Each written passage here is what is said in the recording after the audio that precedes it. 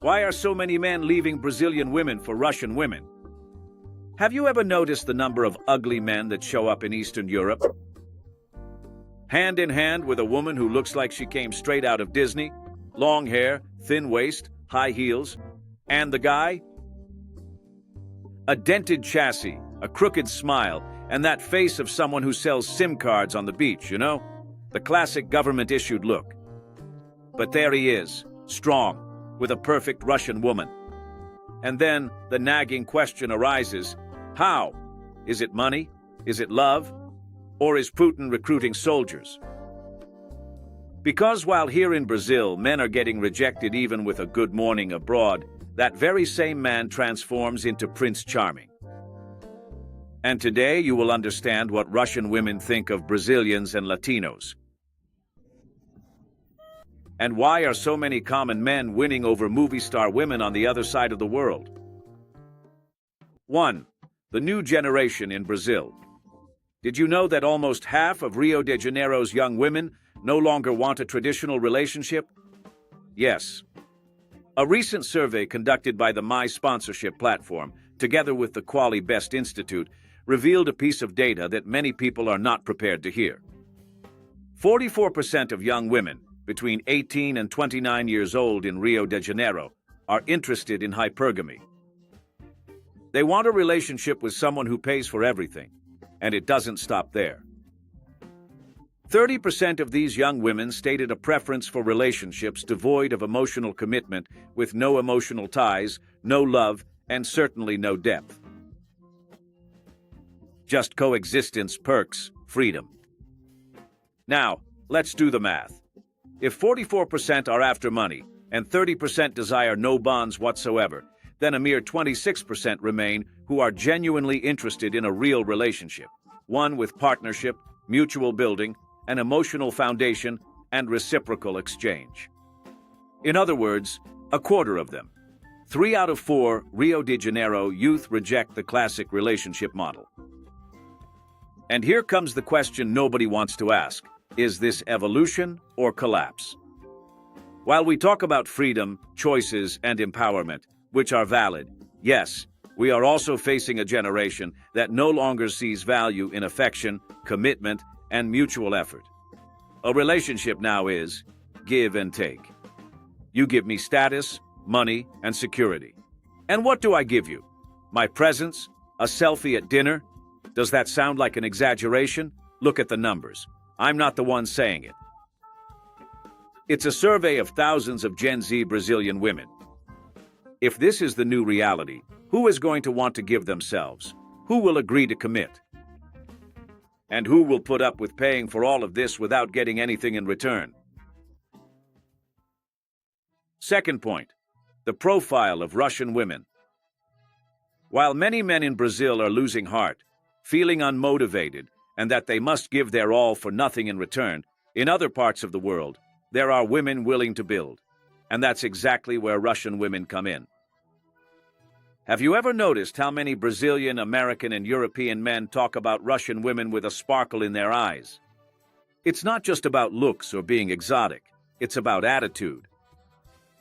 Russian women, especially those living in cities like Moscow, St. Petersburg, Kazan, still have something that many women here have lost: femininity with pride.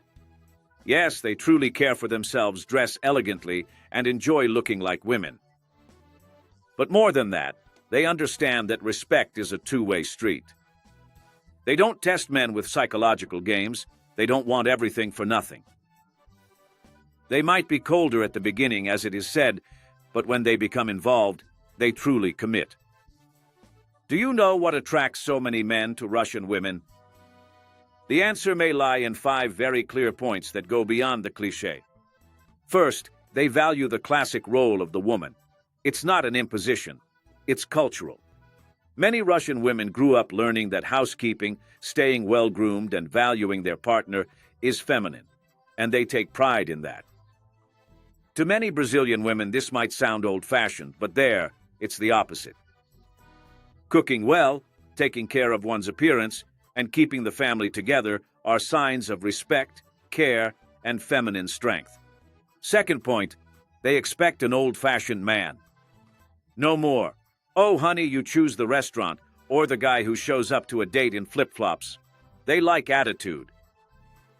A man who protects, who takes initiative, who pays for dinner without making a fuss, and who shows his worth, not just talks. An insecure, indecisive, sluggish man? In Russia, that's seen as a weakness.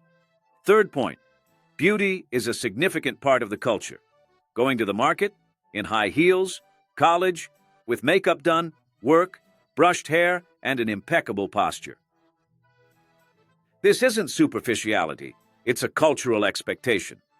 In the minds of many Russian women, self-care is a part of feminine identity. Fourth point, but don't confuse all of this with submission, because behind that classic look, there's a woman with a diploma, a career, ambition, and an opinion. Russia is one of the countries with the most women in higher education globally. They are educated, career-driven, multilingual, and assertive about their desires, including in their relationships. And fifth, they desire commitment. None of that "let's see" or endless situationships. Traditional Russian women enter the dating game thinking of marriage, children, and a life together. But don't think they're easy or submissive. They are selective, demanding, and give themselves to those who truly stand out. At the end of the day, what they're looking for is a man who has presence, attitude, and values. And that is precisely why so many men across the globe continue to harbor dreams of being with a Russian woman.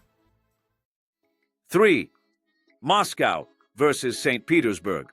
If Moscow and St. Petersburg were two women, one would be that elegant executive who stares at you in the elevator of the office building.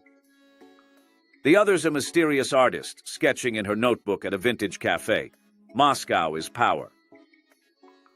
Political, economic, and military capital, with over 13 million inhabitants. Moscow is intense, direct, and fast-paced. It's a city of skyscrapers, wide avenues, insane traffic, a deep subway, and an expensive life. Over there, women dress as if they're heading to a job interview every single day, even when they're simply going to the grocery store. It's high heels, makeup, a stylish coat, imported perfume. Not futility, but a social standard. In Moscow, appearance is a form of respect for others and for yourself.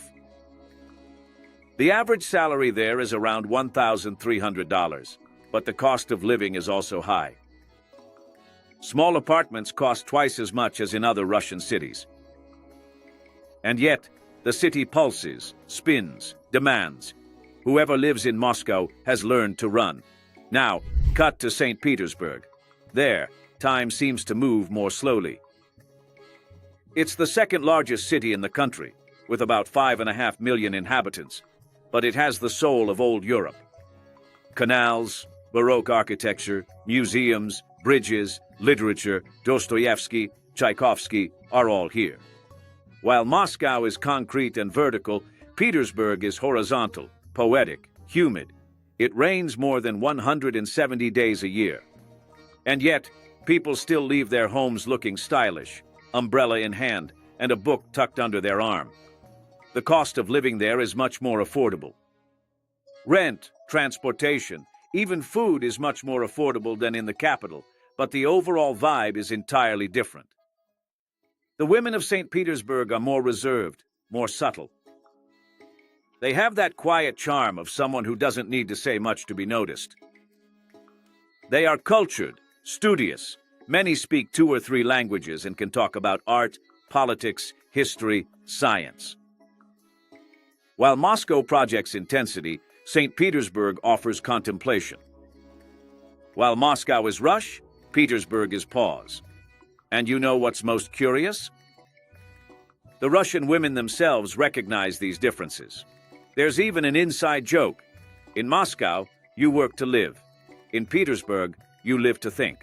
But if there's one thing that unites the two cities, it's this: the impressive female presence. Elegance, culture, high standards, self-esteem, no need to scream for attention. And that's precisely why countless men worldwide leave there completely awestruck. What about you? If you had to pick a city to live in, which would it be? Moscow or St. Petersburg? Tell me in the comments. Fourth, the relationship crisis. We must confront reality directly. There is something profoundly wrong occurring. It's not just about women who want to be supported. It's not just about men who no longer want to get married. It is about a whole relationship model that completely fell apart. Here in Brazil, what used to be called a partnership has turned into a chore. And you know who feels this the most? The common man, who works, struggles, and dreams of having someone by his side. Today, men must pay for everything, be attentive, sensitive, strong, and not complain. They must understand PMS, handle traumas, and listen to outbursts, only to be discarded with a "you did nothing more than your duty." Meanwhile, a culture is emerging where men are only valued if they are providers. It doesn't matter if he's honest, loyal, hardworking. If he lacks a car, apartment, or above-average income, he's not enough. So, what's the outcome? Tired, disillusioned, and alone men. Men who stop investing in relationships and begin to seek a minimum of peace, or else men who simply leave. They look abroad, in a new country and culture, for a different mentality. You may consider this to be radical, you may call it an escape, but for many of them, it's about emotional survival. And here lies the biggest issue. Increasingly more is demanded from men, yet progressively less is provided to them. This isn't a true partnership, it's exploitation. 5. Does the perfect man exist? We asked a Russian girl. Do you have a boyfriend? No. So, describe your ideal man for us. And the list goes on. Tall, strong, Christian, one who truly loves God. Handsome, with deep brown eyes, curly locks, and a smile that dismantles any pride. But he must be gentle, he must be intelligent, he must be mature, and he must respect my faith, my personal values, and my sensitivity. Oh, and he should have a good salary as well, of course. Some women laugh, some ponder for a moment, but eventually they all respond, and the list is nearly identical every time. He must be tall, handsome, and possess a strong presence. And more, he must be a man, in body and soul. Courage, responsibility, respect, strength, but also tenderness, care, attention, kindness. The perfect mix between the protector and the sensitive one, between the provider and the affectionate one, between the leader and the partner. He doesn't need to have light eyes. I prefer brown. He can be blonde or brunette, but he must be handsome and genuinely admire me. He should listen to me, treat me with affection, and have money, because nobody lives on love, right? It's curious. They speak naturally about beauty, strength, success, faith.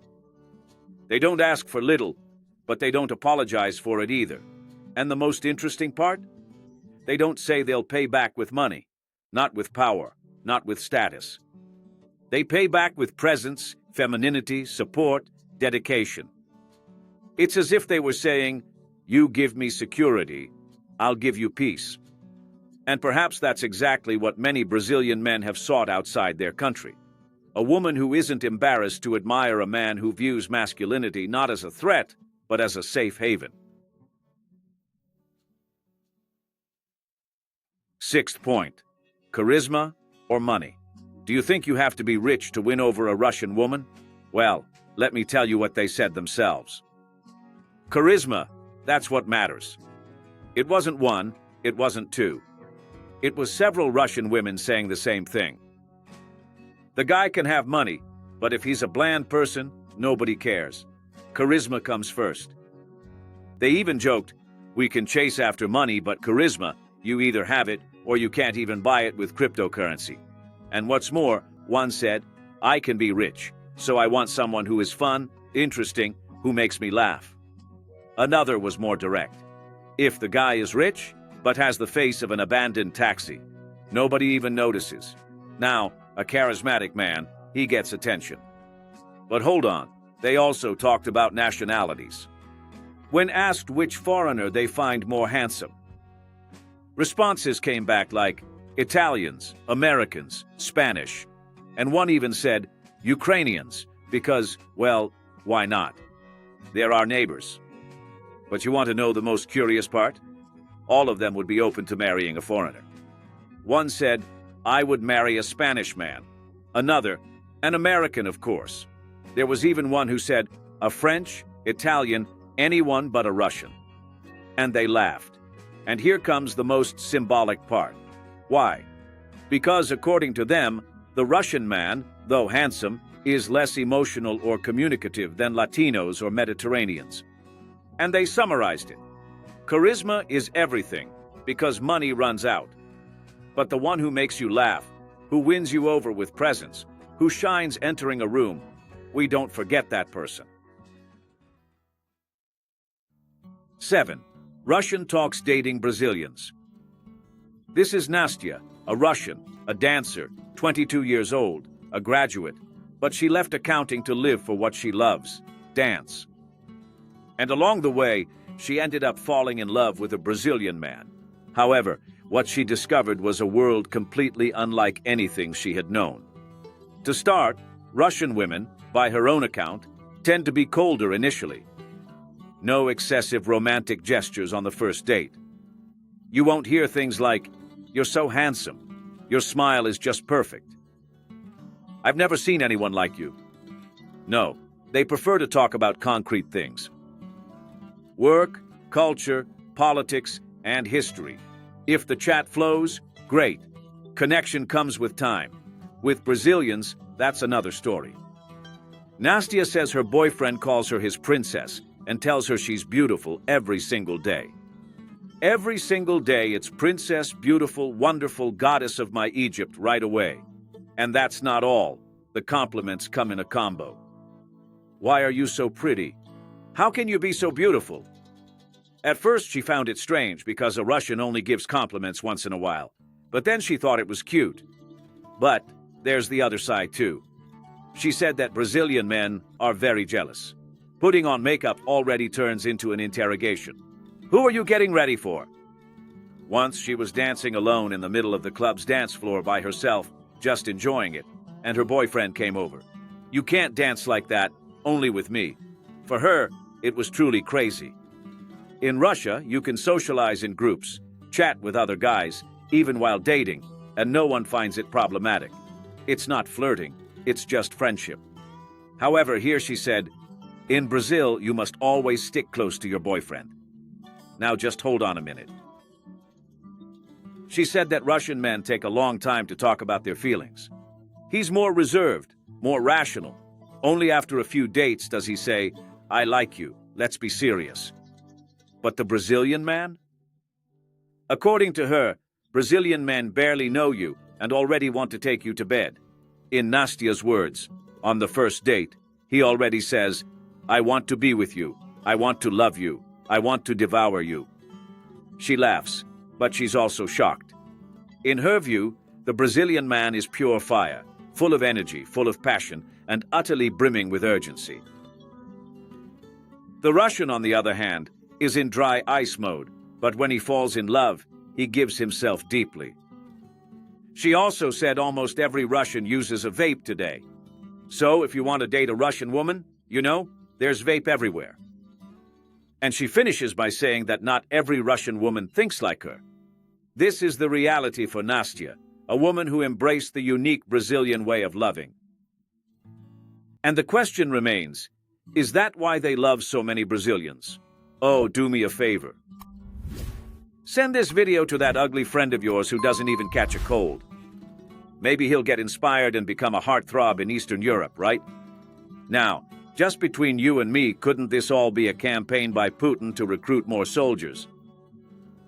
Because look, the way these Russian women are handling Brazilian men, this honestly appears to be a seduction operation in disguise. The truth is, maybe Putin found a new weapon of war, the charm of Russian women. With this offensive, many Brazilian men are surrendering without resistance. And what if, in the end, the guy discovers he's not ugly after all. He was just playing on the wrong server. And oh, if you've made it this far, comment down below. Russian women, just so I can identify my subscribers who might not be conventionally beautiful, but who are truly good people and always stick around. We're in this together, you know? And also go ahead and click on the video that's appearing on your screen because, oh, that one is excellent too. Thanks and see you later.